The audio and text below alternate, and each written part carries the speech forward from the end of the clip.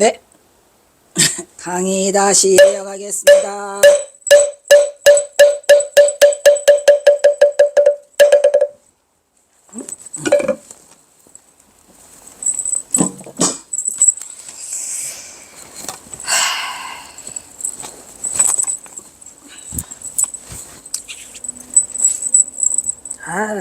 빨리 빨리 가자. 5번째, 평안북도 희천군. 희천군 아까 누구 만나러 간다 그랬죠?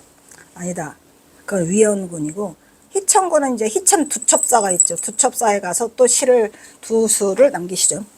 희천은 평안북도 남동부에 있는 군으로, 동쪽은 강계군, 강계군이 나오는 거 보니까 이제 조금만 가면 돼요. 서쪽은 운산군, 영변군, 영변군 옆에 희천군이 있군요. 남쪽은 평안남도, 덕천군, 영원군, 북쪽은 초산군, 강계군과 접한다. 그래서 보셨죠?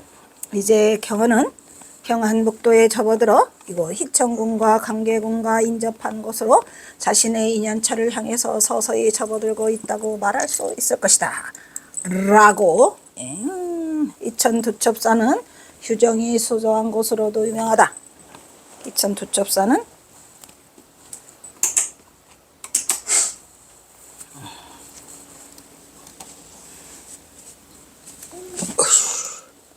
청허휴정 서산대사가 두첩사에서 이제 수도한 곳이라 경허선사도 거기를 향해서 가고 계시겠죠. 자석에 이끌리듯이 두첩사를 가고 계시는 거예요. 남년 운명동에는 언명사가 있고 휴정과 유정의 영정이 대웅전에 봉안되어 있고, 진면 장평동으로 남쪽으로 12km 되는 것에는 두첩사가 있고, 두타사가 있고, 신풍면 동면의 용림산과 저규령, 이게 저규령 산맥이죠. 저규산 중간에 보현사가 있더라. 보현사 했죠 그때? 이곳에는 사리탑과 질등석탑이 있다. 또한 북면의 두첩산에는 휴정이 수도했다는 두첩사가 있더라. 마이 갓. 그러면 또 두첩사 시가 나오겠죠? 아이고 시간 했네. 두첩사가 나오겠죠? 자, 좌희천 두첩사. 좌는 앉을 좌자죠. 희천 두첩사에 앉아. 한국만 할게요. 두 곡. 자, 창출무생 이거 며칠 전에 한 것 같은데, 이거 창출대가 보니까.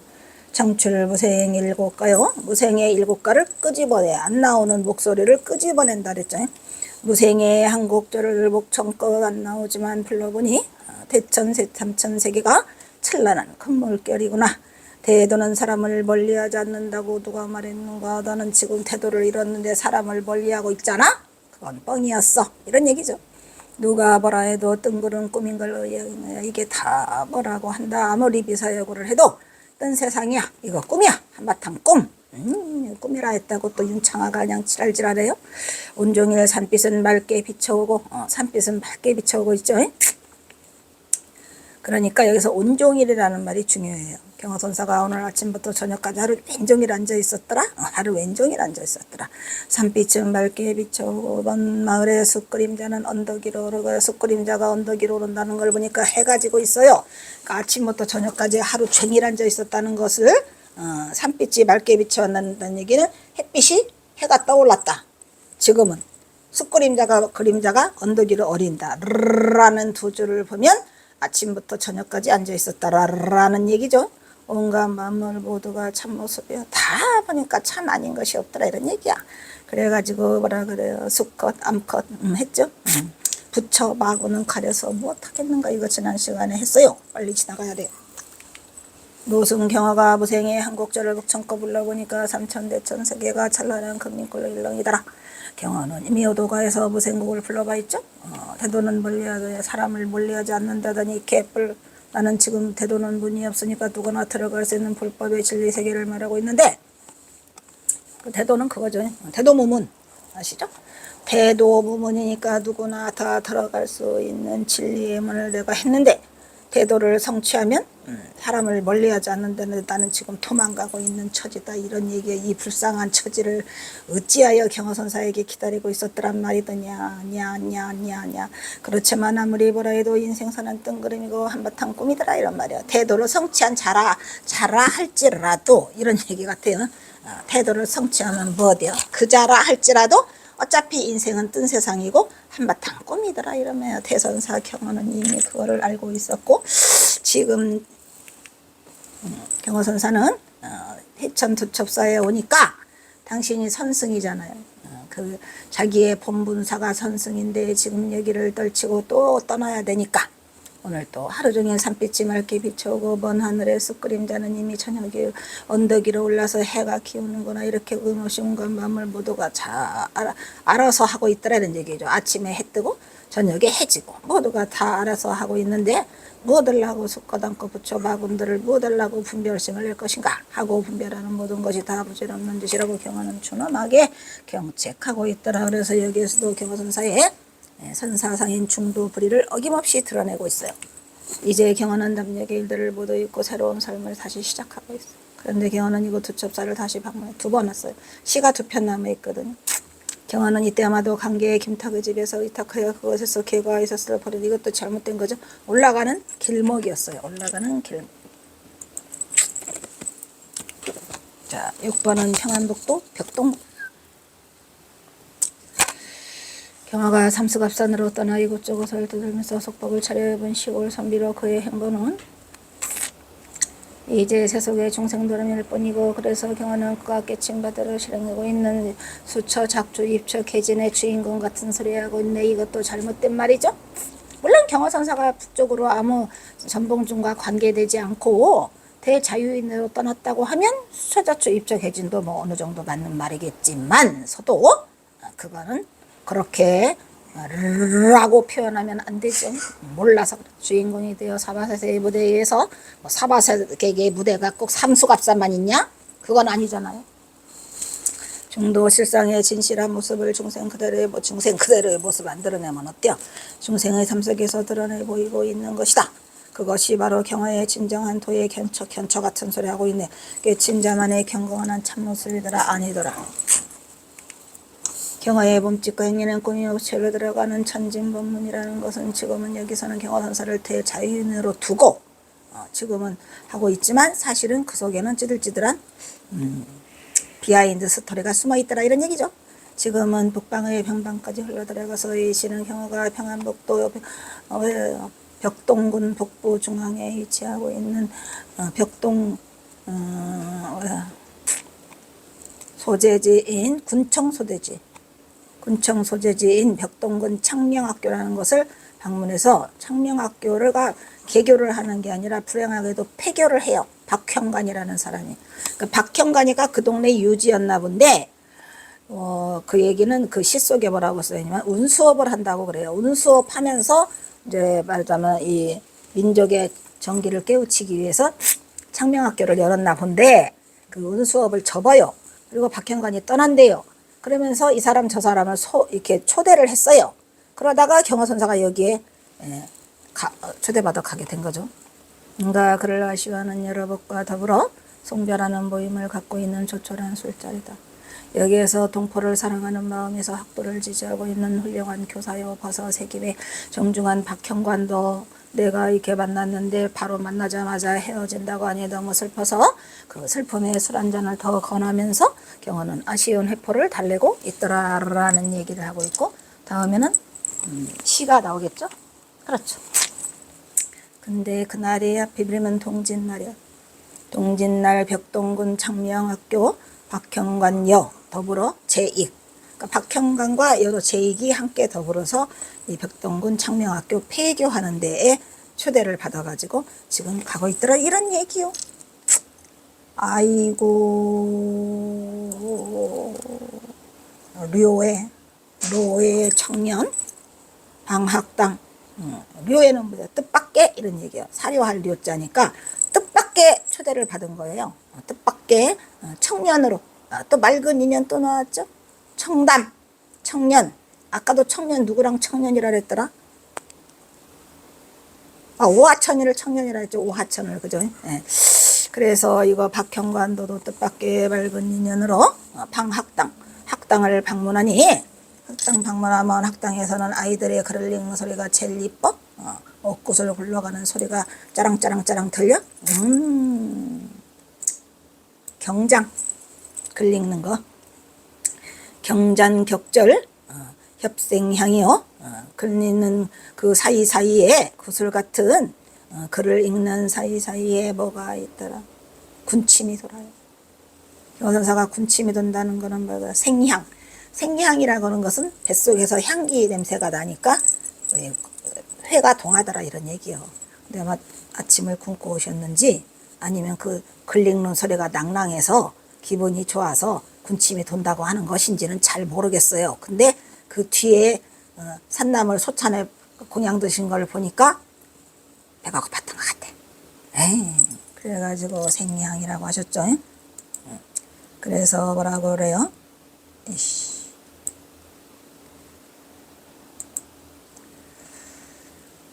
뒤에 바로 이제 경호선사가 이제 공양한 게 나오는 걸 보면은 이제 배가 고파서 군침이 돌지 않았냐. 아침 공양을 안 하고 오셨나봐요. 송창위서 소나무 바람이 살살 불어오는 창가에 자리를 잡았어요. 의서 감빙의, 감이 빙의 됐다는 얘기는 기댈 빙자예요. 빙의해서 의지했다 이런 얘기야. 그런데 또 빙의됐다는, 귀신이 빙의된 것도 이런 빙의하죠. 그래서 솔바람 부는 창가에 기대에 앉아가지고 경호선사가 군침이 싹 돈다 그랬죠. 애들이 글 읽는 소리가 낭낭한 글 읽는 소리, 옷구슬 굴러가는 소리에 군침이 돈다 이런 얘기를 했죠. 그래 놓고 뭐라고 말해요. 산채등방 호담황이라 산나물이 채반에 다 산채나물이 산나물이 채소 채자니까 소찬 반 등반이라고 하는 것은 그 쟁반 위에 소복히 올라앉았단 말이야. 산나물 소찬을 채소를 반찬을 호 맛있게도 내가 먹었도다 이런 말이야. 여기서 담황이라고 하는 것은 거기에 산나물 반찬이 담황색 반찬이 뭐 있나요? 당근? 뭐 하여튼 그런 것들이 소찬으로 아주 맛있게 먹었더라 이런 얘기야. 그러니까 경호사는 뭐 고기를 좋아하고 그런 게 절대 아니었다는 얘기죠.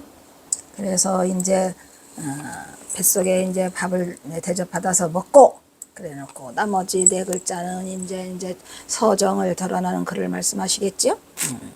폐옥령차 군지원이요. 폐옥 집을 문을 닫고 영차 그러니까 그 운수업을 경영하는 그대.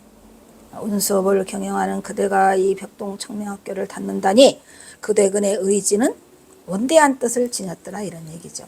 근데 여기서 이제 이 문을 닫고 폭삭 망해서 뭐 쪼그라드는 게 아니라, 아이고 저쪽에 안경이 있는데 안경 놓고 왔네.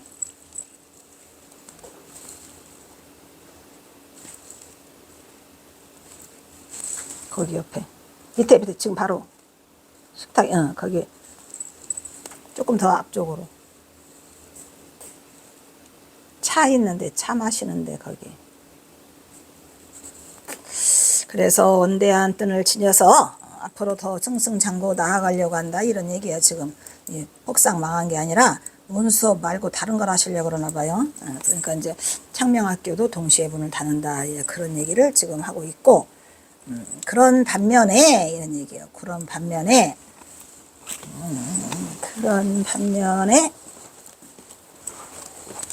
아이고 힘드네.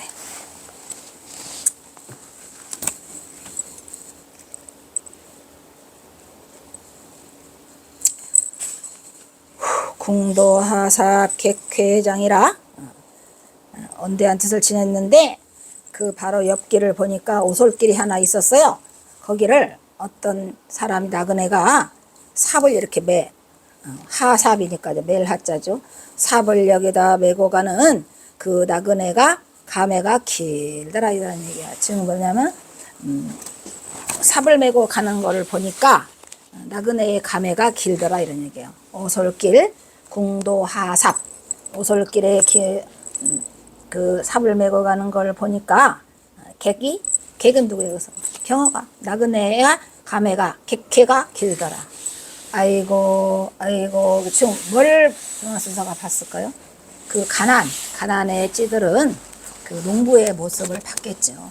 이분은 반대죠. 지금 이분은 원대한 꿈을 지녀서 그 온수업을 접고 벽동군 창명학교를 폐교하는 마당에 옆에가 보니까 오솔길에서 그 산 메고 가는 그 농부를 보니까 민초를 보니까 나그네의 감회가 길더라 이런 얘기죠. 그러니까 좀 그 한심한 생각이 들었겠죠. 경황사가 민초들을 보니까. 그래 놓고 뭐라고 말해요. 동포유의 풍우절이라 동포를 사랑하고 누가? 박형관이가. 왜 박형관이가 동포를 사랑한다는 걸 아냐면은 벽동군 창명학교라는 거를 지었기 때문이죠. 그러니까 이 사람이 자기 사비를 들여서 우리의 그 어린 학동들을 가리키기 위해서 창명학교라고 하는 그거를 만들었잖아요. 학교. 옛날에 일제시대 때는 학교를 만들어야 돼. 그래서 일본 놈들한테 저항하기 위해서는 학교를 만들어야 돼. 그래서 벽동학교를 만든 우리 이 박형관은 동포를 사랑해. 그리고 또 붕우, 벗의 사귐도 아주 간절하다는 얘기예요. 간절절자는 아주 절실하다 이런 얘기죠. 진지하고 절실하다. 동포애를 사랑하고 벗의 사귐이 진실하고 절실한 정중한 그대에게 경화선사가 뭐라고 말을 해요. 박형관이를 굉장히 잘 본 거죠. 별의, 이별의 의미를 첨가해서 이별의 의미를 뭘로 첨가해요? 첨가해서 함께 술 한잔 다 권하는 거예요. 술 한잔 이별주죠. 네, 그래서 이별의 뜻으로 별의 따라 뭐를 첨가해서 함께 술 한잔 술잔상이잖아요. 술잔상. 그러니까 일상. 우리가 일상이라고 하는 것은 한 잔 술이고 전부 다란 얘기예요. 마지막 한 잔 마시는 거야. 전부 다고. 일상 딱 한 잔. 그러니까 경화선사가 지금 박형관하고 술 한 잔으로 그 헤어지고 있는 거죠. 그 글을 이렇게 벽동군 창명학교에 와서 쓰고 계신더라 이런 얘기예요. 뜻밖의 맑은 고운 인연으로 청년으로 만난 벗을 만나러 학당을 방문했는데 마침 들려오는 구슬 같은 학동들의 낭낭한 글소리에 흡족한 마음으로 시장기가 확 돌아. 그래서 군침이 돌더라 이런 얘기요. 솔바람 부는 창가에 기대 앉아. 자, 경화선사가 또 창가에 앉아 있죠. 왜? 틀라고. 경화선사는 오하천, 누구죠? 오하천, 또 김탁, 또 김소산하고 앉을 때에도 창가에 앉았다 그랬잖아요. 창가에 쳐다보고 틀라고. 여기도 똑같아. 설 바라보는 창가에 앉아. 고연히 창가에 앉았겠습니까? 오면 퇴야죠. 그래서 앉아 습관적으로 그렇게 창가에 앉으세요. 어디를 대접받고 가시던. 비록 고기 반찬은 아니지만 산나물 소찬이 정말로 맛있더라. 그래서 이곳 벽동군 창명학교는 지금 비록 문을 닫지만 그대는 원대한 뜻을 지녔고 희망이 가득하다.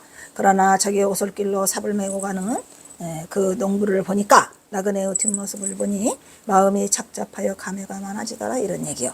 여기서는 나그네의 뒷모습이 경어의 자신을 비추는 것도 있고 또 자기가 나그네가 돼서 마음이 착잡하다는 중의적 표현으로도 가능하다고 보겠습니다.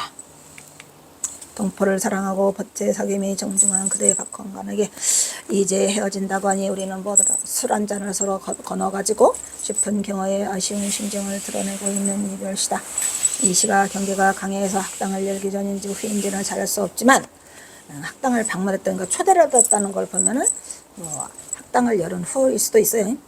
이미 훈장의 자격을 넘어섰음을. 왜냐하면 학당을 방문하여 구슬 같은 글 읽는 소리에 경화선사가 감동해. 그래가지고 시장기가 확 돌죠.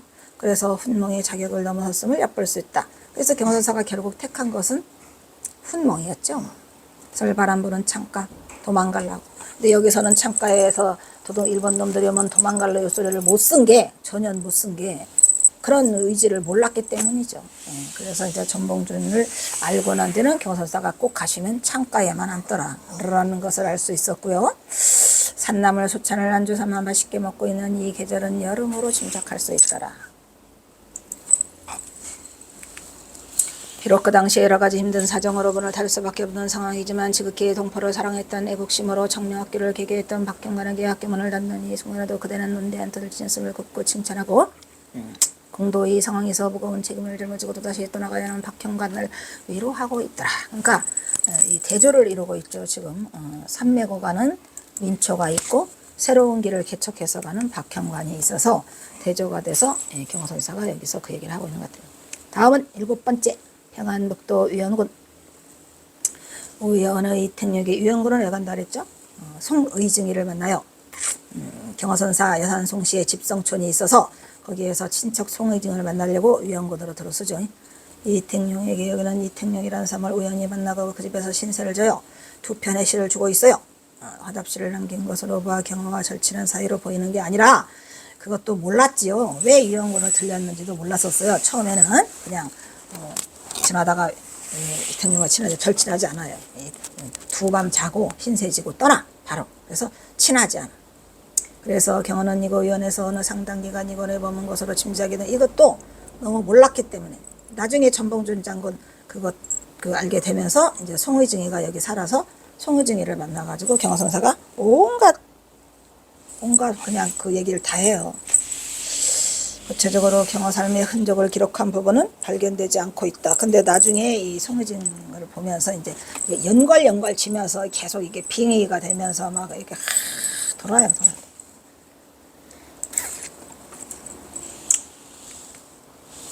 그래서 여기 이제 또 위원회에서 이택용에게 두 수 주는데 여기서도 뭐 한 수만 하고 가야지요. 바쁘니까 다 한 수씩만.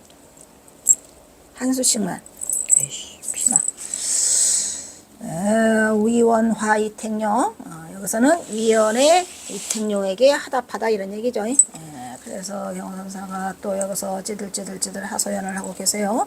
뭐라 그랬어요? 여기 지팡이 장자죠. 장구. 집신 구자야. 집신구. 장구. 근데 이제 그 갑산으로 갈 때는 남학신 한컬레라고 하잖아요. 행장 1극. 여기서는 1극이라고 그러고 여기서는 장구. 지팡이 장, 집신 구. 그래서 장구 경련 세외성이라. 장구 에이씨 피가 많이 나네.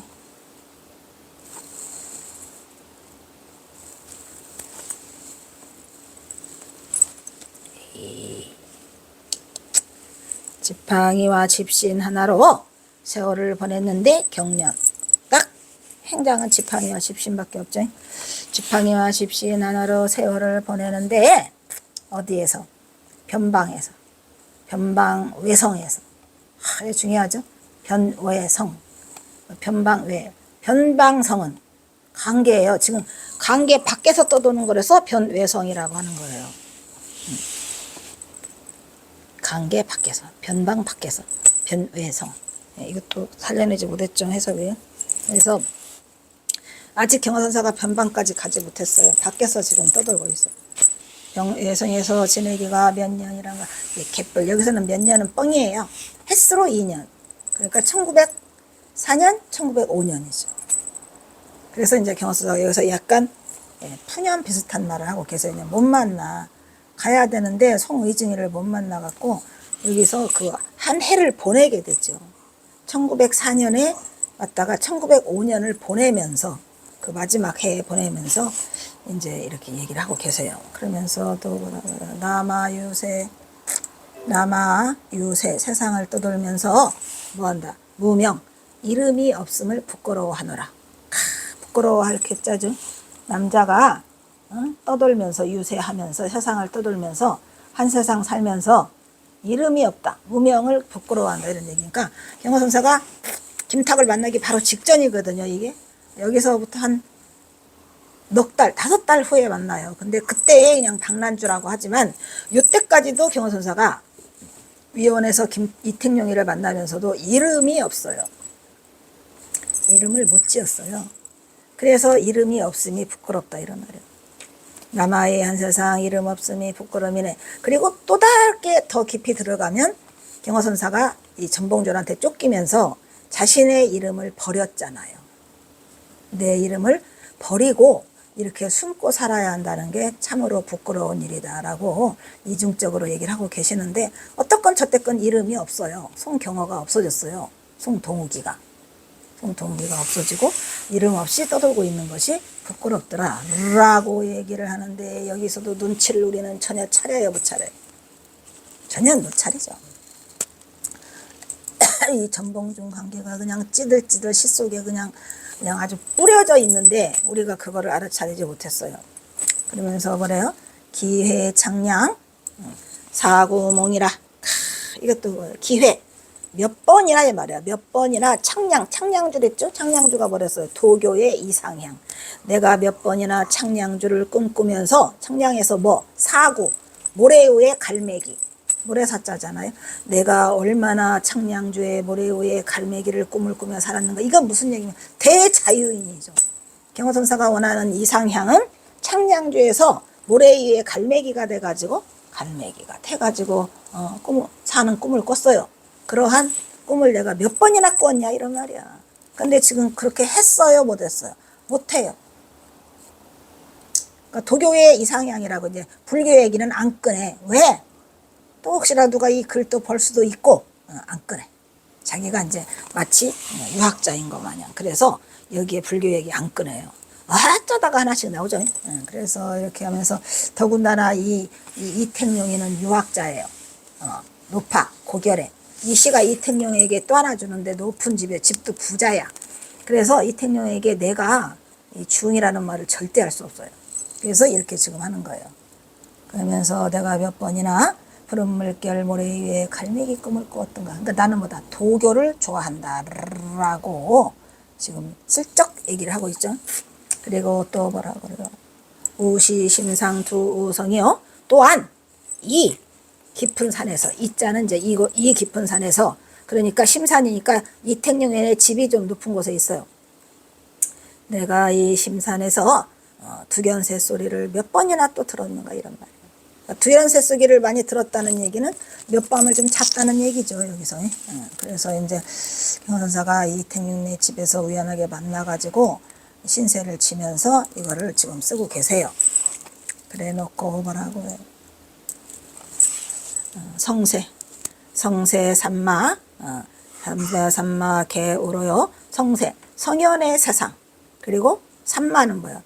삼과 뽕나무, 마, 산밭에 뽕나무상, 그 산밭에 마. 그러니까 누에 치고 또 삼나무 기르고 하는 이 성현의 평화로운 세상에 모두가 다 뭐더라?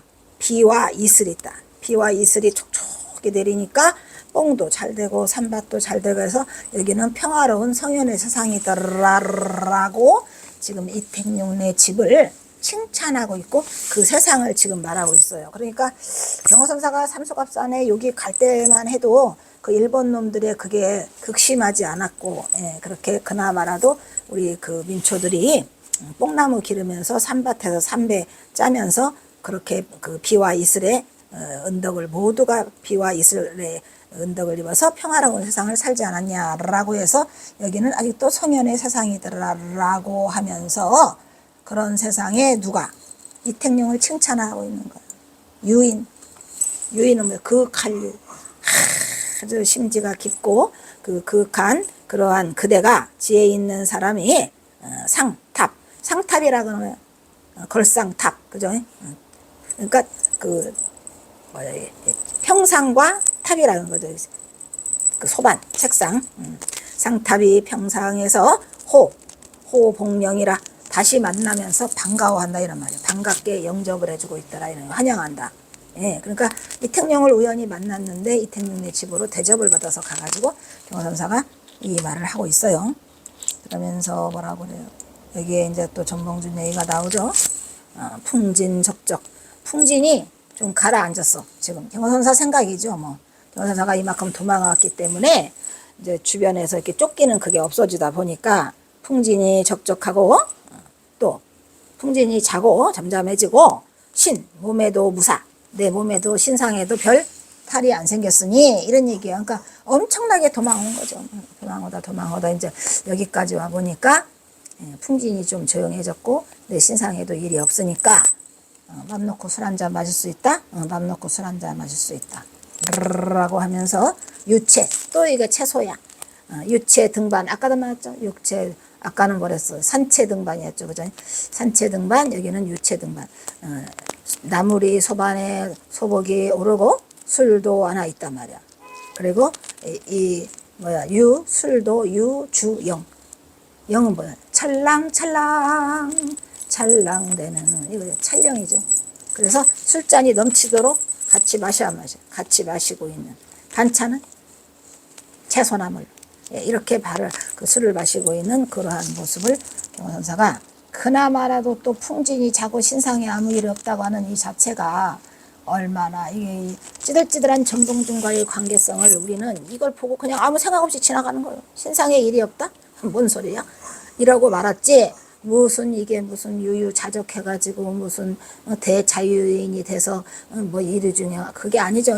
쫓기는 가운데 잠시나마 이 즐거움이라기보다는 말은 즐거움이죠. 뭐 그렇게 즐겁겠습니까? 어쨌든 위원군에서 이택용에게 하답하는 시가 됐어요. 위원군에서 이택용에게 하답하는 이 하답시가 처음부터 경어의 심기를 바로 드러내고 있어요. 경어가 처음에 남쪽을 떠나 북녘으로 갈 때 가지고 온 것은 뭐야? 장구밖에 없어. 장구. 집신구, 지팡이, 장. 그죠? 장은 또 무슨 장자예요? 단장의 메아리 거기에요. 단장. 조그만한 짧은 단장. 그래서 또 단장의 메아리 거라고 하니까 또 지팡이라고 하면 안 돼요. 거기 단장은 창자가 끊어질 듯한 이런 얘기죠. 단장의 메아리 거기는 창자가 끊어질 듯한. 여기는 단장은 짧은 지팡이를 말하고 있어요. 그래서 경어가 처음에 남쪽을 떠나 북녘으로 향할 때 온 것은 지팡이와 집신. 그래서 집신은 장, 집신은 구. 지금도 이전에서 지팡이와 집신뿐으로 변방성에서 지나기가 몇 해가 아니고 엄살은 9만 2해. 그러니까 1904년이 지났고 1905년이 된 거예요. 지금 이게 한 해가. 그러니까 경어는 처음 북행할 때 이것을 위원을 지나 강계를 경유하여 그리고 마지막으로 갑산을. 그렇죠. 이 순서가 맞아요. 위원을 지나 강계를 지나 갑산으로 이렇게 되는 건데 지금 위원은 지금 그 누구를 못 만나서 송의증이를 못 만나서 못 떠나요. 경어는 자신의 이름을 버리고 남아야 세상 이름 없음으로 사는 것이 부끄러움이라고 말하고 있다. 경어가 자신의 이름을 방란주라고 밝힌 것은 그 이유다 그랬죠. 란주는 여기서 주자는 강주라는 강계에 머물면서 강계에 가서 김탁을 만나면서 이름을 슬쩍 방란주라고 하는데 원래는 두루주자, 고울주자인데 여기서는 을될주로 바꿔서 강계에 그때 당시 경어선사가 갔을 때는 그 이름이 강주자라고 합니다. 라고 밝힌 것은 기호이다. 몇 번이나 푸른 물결 모래 위에 갈매기 꿈을 꾸었으면 이건 창주랬죠. 창량주. 깊은 산 두견 새소리를 들었던 거라 봐 경어가 이거 위원에서 보낸 세월을 의미하는 것으로 보여요. 적게 좀 머물렀어요. 한 4개월. 따라서 경어가 강계 한정동 장뜨불에서 이 마을유지 김탑을 만나기 전까지 이곳에서 몇 년의 적지 않은 시간을 보낸 것으로 보여지는 새로운 사실이다. 몇 년은 아니고 여기서 경어는 자신의 이름을 묻는 김탁에게 자신의 이름을 방란주라고 처음으로 밝힌다. 성현의 세상은 뽕과 산밭의 비와 이슬의 평화 같더라 이런 얘기고 지혜 있는 사람 이택용이가 평상에서 나를 아주 환영하고 있어서 너무너무 좋더라 이런 얘기죠.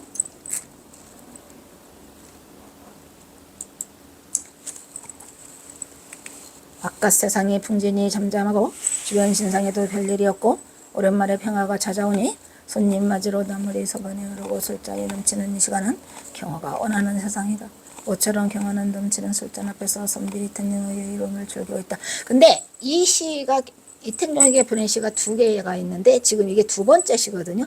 첫 번째 시에서는 그 송의증이를 못 만나가지고 이 집으로 간신히 이렇게 왔는데 막 집도 막 엄청나게 좋고 막 이택용이도 막 책이 막 산더미 같이 있고 그래서 칭찬을 했어요. 근데 그러다가 송의증이를 만났어요. 어디서? 그 이원성의 그 여각에서 만나요. 그래서 거기서 몇 시간 동안 그 얘기하고 이제 헤어지고 다시 와서 이택용네 집에서 이 마지막 이 술잔을 하고 그 다음날 떠나거든요. 그러니까 마지막 술잔이에요. 그래서 모처럼 편해진 거야 마음이. 왜? 송의증이를 만나고 나니까 집안에 별일이 없고 또 당한 사람도 없고, 그래서 마음이 편해져서 이택룡에게 이 시를 주고 떠나시거든요. 근데 그 앞에 시는 좀 슬퍼요. 그 앞에 시는 두 개예요. 그래서 술잔 앞에서 선비 이택룡과 여유로움 같은 소리겠네. 조금 여유롭겠죠. 이제 그 송혜진을 만나서, 그리고 내일 떠나니까. 그래서 경화는 남쪽에 복잡한 감정을 보도 내려놓고 이거 북녘 의상 아래서 거의 안정을 찾아가고 있다. 그렇지 않다니까. 딱 하룻밤에 송의지를 만나서 편함을 얻는데, 그 다음날 떠나서 어디를 가냐면 장진강을 지나가요. 그 장진강을 지나가면서 새쌍둥이를 만나고, 그 다음에 후창군을 가고, 그 다음에 이제 강계로 접어들어서, 요게 그냥, 요게 이제 한 3, 4개월, 4개월, 5개월 앞두고 지금 그 누구지? 김탁을 만나기 직전이에요. 그래서 조금의 여유가 있다는 것을 알 수 있는 거죠. 그건 아니고. 자, 그 다음에 또 넘어가? 꺼내야 될 것 같은데. 그렇지. 자, 여기서 끊도록 하겠습니다.